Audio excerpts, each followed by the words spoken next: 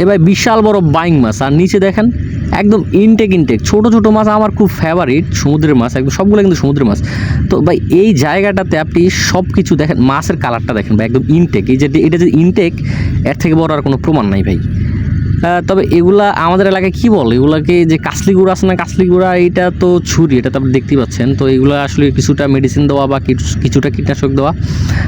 সব কিছু যে কীটনাশক থাকবে বিষয়টা ওরকম না, কিছু কিছু কীটনাশক ছাড়াও থাকে। যেগুলো কীটনাশক ছাড়া ওগুলো কিন্তু একটু প্রিমিয়াম।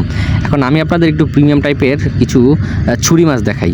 এই যে দেখেন, এই ছুরিটাতে কোনো কীটনাশক দেওয়া নাই, কোনো লবণ দেওয়া নাই, কোনো কিচ্ছু নাই। এটা মশারির ভিতরে রেখে খুবই যত্ন সহকারে আপনার শুটকি করা হয়।